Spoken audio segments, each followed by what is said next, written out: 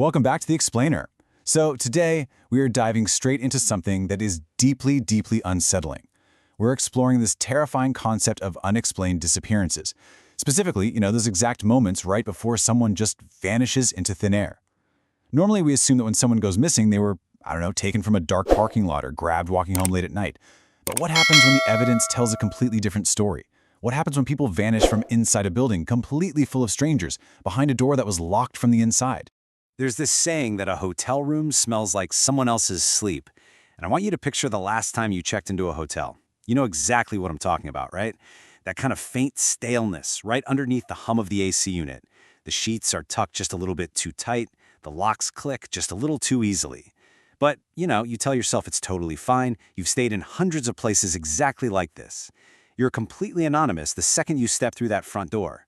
But for some people, that anonymity, it became a one-way door. They set their bags down, maybe kicked off their shoes, and were literally never seen again. And honestly, that brings us right to downtown Los Angeles, to a building that just sits in the city like a wound that never quite healed, the Cecil Hotel. When you really stop and think about it, hotels are just strange places. You've got hundreds of people moving in and out every single day. The staff knows the hallways way better than the guests ever will. And the cameras? They cover the lobbies but somehow conveniently miss the stairwells. Nobody questions you carrying heavy luggage, and nobody's asking why you're checking out at 3 a.m. Well, the Cecil has 14 stories of faded tile and these narrow, creepy hallways, and it just has this strange, undeniable gravity. It's like it just pulls the wrong people in. Now, what's really interesting and honestly terrifying about the Cecil is the sheer density of dark history packed into this one single location. It was built back in 1924, and almost immediately, it started collecting the dead. It has this incredibly long history of suicides off the upper floors. But guys, it gets so much darker. This place was actually home to the infamous serial killer Richard Ramirez. He lived there for months. He'd come back to his single room every single night after terrorizing the entire city. And then later on, another killer, Jack Underweger, used the exact same hotel as his home base while murdering women in the early 90s. This building doesn't just host guests, it harbors dark histories, and it absolutely does not let them go quietly. So, into this exact building walks Elisa Lam in November of 2012.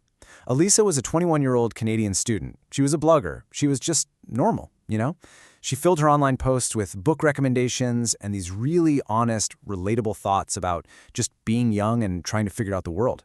By all accounts, she was bright, she was curious, and she was careful. She was traveling completely alone, exploring the city on her own terms, and she only chose the Cecil because, well, it was cheap and centrally located. But on February 1st, 2013, she completely vanished. Just gone. When her family reported her missing, the LAPD released some hotel surveillance footage, hoping maybe someone out there would recognize her. And what they released, it literally made the entire internet go completely quiet. Let's actually break down her movements in that elevator, because they are impossible and they totally defy logic. She steps in and out repeatedly. She presses multiple buttons at once. She leans out the door, like really slow and deliberate, checking for something in the hallway in both directions. And then finally, she steps outside the frame entirely and starts moving her hands in this fluid, almost ritualistic kind of way. All the while, the elevator doors are just opening and closing behind her, almost like they're waiting, and she never gets back in. Now, when you watch this footage carefully for the very first time, your brain naturally tries to rationalize it, right? Your initial assumption is, okay, she's hiding from a physical threat. She's terrified. But actually, scratch that. Look closer. A second, way more unsettling reality starts to take shape. It takes a second to really land, but she doesn't actually look afraid. She looks like she's responding to something that she can perceive and you cannot. It seriously looks like she is having a full-on conversation. And honestly, the most terrifying version of this footage isn't the one where she's running from something. It's the one where she is not alone, and whatever is there with her simply isn't in the frame. So Elisa was missing for 3 whole weeks. And the craziest part? The break in the case didn't come from some brilliant detective. It came from guests at the Cecil who were complaining about the water pressure and a really strange taste coming from their taps. Yeah, a maintenance worker climbed up to the roof to check out the water tanks, and that's where he found her body, inside one of them. But I really need you to think about the physical reality of these tanks for a second. They are 14 feet tall. They are locked tight. There is absolutely no clear, logical explanation for how she physically got herself inside one of them. The official conclusion? They ruled her death an accident. They attributed it to her bipolar disorder and her medication. But wait, what about the lingering questions? they completely contradict this entire ruling. Roof access required a staff key. The tanks required someone to physically climb in and then somehow close a massive, heavy hatch from the outside, or impossibly close it from within. Plus, get this, the surveillance footage was later confirmed to have a timestamp discrepancy. It's like a giant puzzle with missing pieces. The investigation was closed, sure, but the answers they gave us, they just never fit the shape of the actual mystery. Okay, let's switch gears for a second. Because this bizarre phenomenon of impossible disappearances, it isn't just confined to urban spaces like LA. Let's move 3,000 miles away and see how this builds. We're looking at another story, this time out in a stretch of California foothills called Yuba County. The year is 1978. So 5 young men set out to watch a basketball game over in Chico. We've got Jack Hewitt, Ted Whaleher, Bill Sterling, Jockey Madrox, and Gary Mathias. Now, 4 of these men had mild developmental disabilities, but Gary Mathias did not. Gary was easily the most capable of survival out there. And as you'll see in a minute, he remains the absolutely most profoundly unsettling part of this entire story. So their team lost the game, they piled into the car, and they headed home. But they never made it. Fast forward to the next morning. Their car is found parked on this super remote mountain road near a gated area called Rogers Cow Camp. And the contrast here is just baffling. The car's engine? Perfect condition. The keys were literally still sitting right there in the ignition, and there was plenty of gas in the tank. But instead of staying in the car, these guys just stopped, got out of a perfectly working vehicle, and walked 19 miles straight into the freezing wilderness, no coats, no supplies, and absolutely no apparent reason. And this mystery didn't just happen all at once. It unfolded agonizingly slowly over months. So it starts at that basketball game in February '78, right? The very next morning, boom, the abandoned car is found. Then, search teams eventually locate this old Forest Service trailer about 19 miles deep into the wilderness. And guys, this is where the timeline gets genuinely torturous.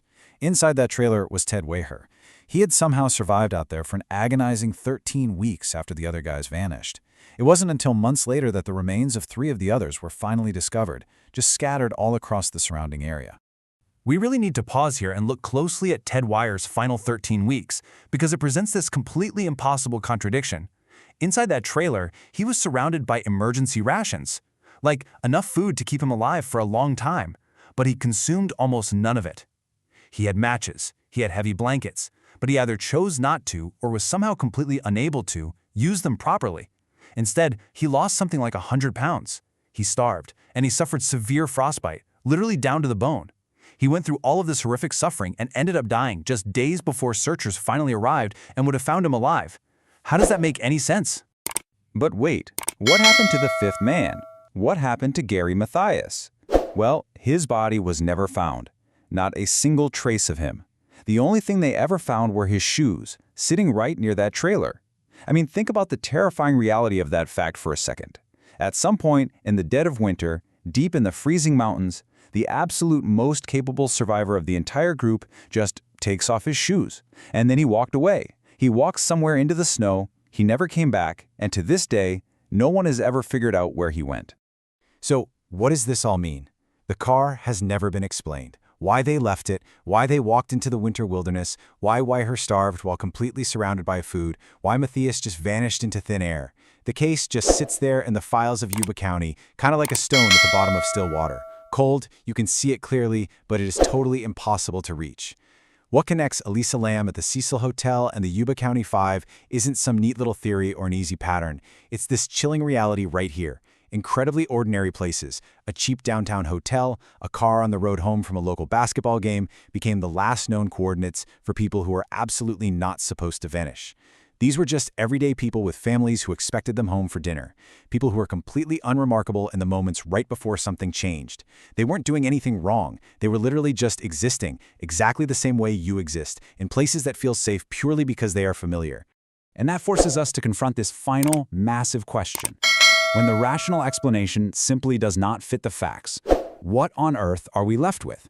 I guarantee you the very next time you check into a hotel, you're going to notice the water. You literally won't be able to help it. You are going to notice the taste of it, the color, the way it runs perfectly clear from the tap, but somehow deep down, it feels like it's carrying something you just cannot name.